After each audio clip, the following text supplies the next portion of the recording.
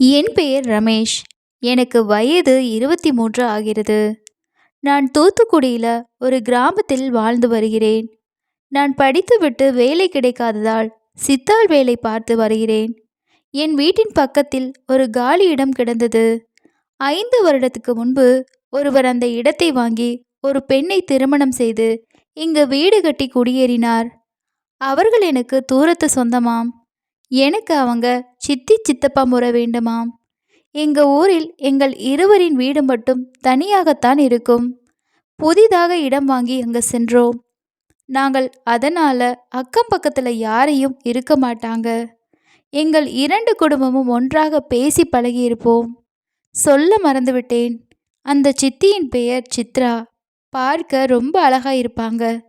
மாநிறம் கொழு கொழுவென பலாப்பழம் போல இருப்பாங்க. ஆனா அவங்களுக்கு இன்னும் குழந்தை பிறக்கவில்லை. கல்யாணமாகி 5 வருடமாக குழந்தைக்காக ஏங்கிக் கொண்டிருந்தார்கள். அதன் பிறகு சித்ராவின் குடும்பத்துக்கு கடன் அதிகமாக இருப்பதால் அவளின் கணவர் வெளிநாட்டுக்கு செல்ல வேண்டியதாக இருந்தது. அதனால் அவர் அவளை எங்களிடம் பார்த்து கொள்ளுங்கள் அப்படி என்று சொல்லிவிட்டு ஊருக்கு கிளம்பினார். போறதுக்கு முன்னாடி என்னிடம் சொன்னாரு, சித்ராவுக்கு ஏதாவது தேவைப்பட்டால் வாங்கி கொடு. எங்காவது செல்ல வேண்டுமென்றால் நீ கூட்டி சென்று கூட்டி வா என்று சொல்லி அவர் கிளம்பி சென்றார். பிறகு அவரும் புறப்பட்டார்.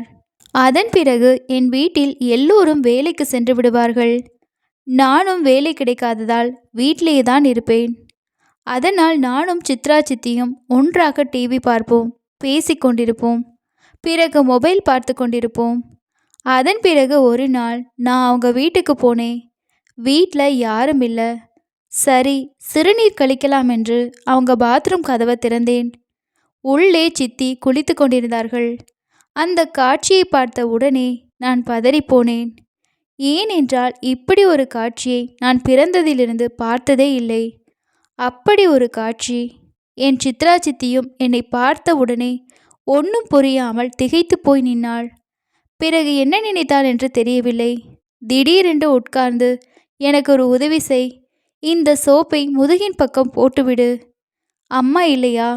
வீட்டில் அவங்க இருந்தா போட்டு விடுவாங்க, இல்லாட்டி வீட்டுக்காரர் போட்டு விடுவாங்க.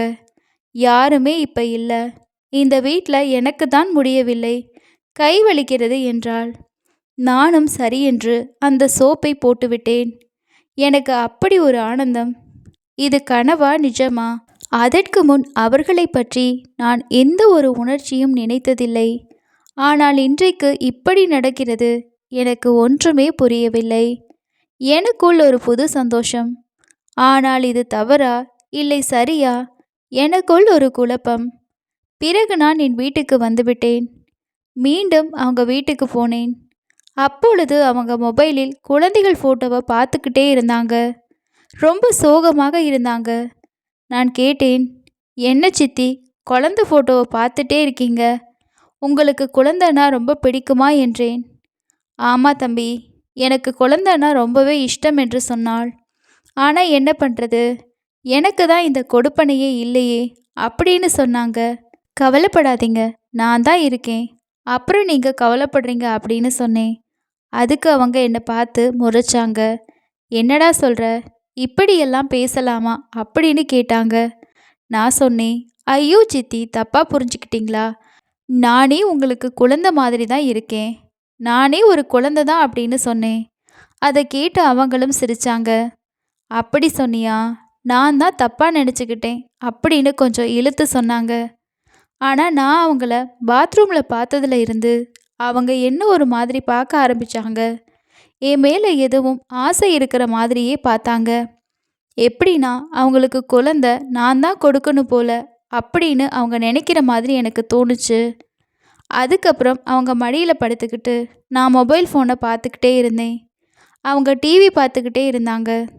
இப்போ கேட்டேன், நீங்கள் ஏன் டாக்டரை போய் பார்க்கக்கூடாது, ஹாஸ்பிட்டலெல்லாம் போனீங்களா அப்படின்னு கேட்டேன்.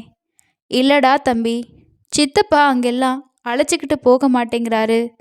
அவருக்கு தேவைன்னா மட்டும்தான் வேலைக்கு போக வேண்டியது, குடிக்க வேண்டியது, என்னையும் போட்டு ஏதாச்சும் செய்வார். உங்ககிட்ட சொல்கிறதுக்கு என்ன, நீ தான் பெரிய பையன் ஆயிட்ட, அவ்வளவு தான் அவர் செய்வார் அவருக்கு குழந்தை மேலெல்லாம் ஆசை இல்லை. எனக்கு தான் குழந்தை மேலே ஆசை. அவருக்கு எப்போவுமே சந்தோஷமா இருக்கணும். அப்படியே இருந்துட்டு இப்போ வெளிநாட்டுக்கு ஓடிட்டாரு. என்ன பாத்தியா, நான் தான் கவலைப்பட்டுக்கிட்டே இருக்கேன் அப்படின்னு சொன்னாங்க. சரி சித்தி, ஹாஸ்பிட்டல் போய் பார்த்துட்டு வருவோம் அப்படின்னு கேட்டேன். அவங்களும் பிரச்சனையாகிடும்னு சொல்லி முடியாதுன்னு சொல்லிட்டாங்க. அதுக்கப்புறம் நான் அவங்கள கன்வின்ஸ் பண்ணி ஹாஸ்பிட்டலுக்கு கூட்டிகிட்டு போனேன். நாங்கள் பஸ்ஸில் தான் போனோம். ஆனால் பஸ்ஸில் சரியான கூட்டம். அவங்க என்னை பார்த்தபடி நின்னாங்க. பஸ்ஸில் நானும் அவங்கள பார்த்தபடி நின்றுட்டு பஸ்ஸில் எல்லாரும் கூட்ட நெரிசலில் எங்களை நசுக்க ஆரம்பித்தாங்க. இதான் சான்ஸ்னு சொல்லி நானும் முன்னாடி போயிட்டு சித்ரா அத்தையை இடித்த மாதிரி நின்னேன். அவங்க விலகி போனாங்க. புரிஞ்சுக்கிட்டேன் நம்ம தப்பு பண்ணுறோமோ அப்படின்னு நானும் விலகி போய் நின்னேன். அதுக்கப்புறம் ஹாஸ்பிட்டல் போனோம். நாங்கள் போயிட்டு டாக்டர்கிட்ட செக்கப் பண்ணோம். அவர் சொன்னார், உங்களுக்கு எந்த ஒரு ப்ராப்ளமும் இல்லை, உங்கள் ஹஸ்பண்டுக்கு தான் ப்ராப்ளம் இருக்கணும், அதனால தான் இன்னும் குழந்த பிறக்கலை அப்படின்னு சொன்னாங்க. அதை கேட்ட உடனே சித்திக்கு ரொம்ப சந்தோஷமாயிடுச்சு. அப்புறம் அதே மாதிரி பஸ்ஸில் வந்தோம். வரும்போதும் கூட்டமாக தான் இருந்துச்சு. இப்போ தான் ஒதுங்கியே நின்னேன். ஆனால் என்னோட சித்தி என்னை வேணும்னே இடிக்கிற மாதிரி உரசிக்கிட்டு நின்னாங்க. எனக்கு ஒன்றுமே புரியலை. தலையே சுற்றுற மாதிரி இருந்துச்சு. கூட்ட நெரிசலில் இப்படி பண்ணுறாங்களா, இல்லை வேணும்னே இப்படி பண்ணுறாங்களா? அப்புறம் வீட்டுக்கு போனோம். அதுக்கப்புறம் அப்போவே அவங்க ரெடியான மாதிரி தெரிஞ்சுது. வீட்டுக்கு போன உடனே அவங்க என்னை சோஃபாவில் உட்கார வச்சுட்டு அவங்க வீட்டில் அழகான 2 அகல் விளக்குகள் இருந்தது. அது மேலே ஒரு துணி போட்டு மூடி இருந்துச்சு. அந்த துணியை தூக்கி போட்டாங்க. அப்புறம் காத்தாடியை போட்டு விட்டாங்க. என்ன வெயில் அடிக்குது அப்படின்னு சொல்லி அகல் விளக்குகள் 2ஐயும் எடுத்து வந்தாங்க. அகல் விளக்குகள் பார்க்க ரொம்பவே அழகாக இருந்துச்சு. அப்புறமா சாப்பிட்லான்னு சொல்லி சொன்னாங்க. எனக்கு அப்போவே புரிஞ்சிருச்சு, எப்படியும் இந்த அகல் விளக்குகளை நான் தான் ஏற்ற போகிறேன், இல்லைன்னா 2மே யூஸ் இல்லாமல் தான் இருக்க போகுது அப்படின்னு நினச்சி எனக்குள்ள ஒரு சந்தோஷமே வந்தது.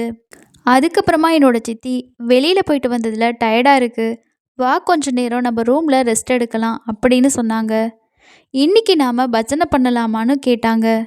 எனக்கு அது ரொம்பவே சர்ப்ரைஸாக தான் இருந்துச்சு. என் சித்தி அப்படி கேட்டது எனக்கு ரொம்பவே ஆச்சரியமாக இருந்தது. நானும் இதுக்காக தான் காத்துட்ருந்தேன்னு சொன்ன மாதிரி, வாங்க சித்தி நம்ம ஆரம்பிக்கலாம். அதுக்கப்புறமா அவங்க அகல் விளக்குகளை எடுத்து வச்சாங்க. விளக்குகளை சுத்தப்படுத்தி அதை ஏற்றத்துக்கான வேலையை முதல்ல பார்த்தோம். அதுக்கப்புறமா நாங்கள் 2 பேரும் பாடல் பாட ஆரம்பித்தோம். எங்களோட பாடல் உச்சகட்டத்தை நெருங்குறப்போ எங்களோட பஜனை ஆரம்பமாச்சு. கிட்டத்தட்ட ஒரு 4 மணி நேரம் தொடர்ந்து நடந்துச்சு. அதுக்கப்புறமா நாளைக்கு பார்க்கலான்னு சொல்லி என்னோட சித்தி என்னை என் வீட்டுக்கு அனுப்பி வச்சாங்க. இதுக்கப்புறமா என்னோட சித்தப்பா வெளிநாட்டில் வேலையில் பிஸியாக இருந்ததுனால என்னோட சித்திக்கு எப்பெல்லாம் பஜனை செய்யணும்னு தோணுதோ அப்பெல்லாம் எனக்கு ஃபோன் பண்ணி என்னை வீட்டுக்கு வர சொல்லுவாங்க.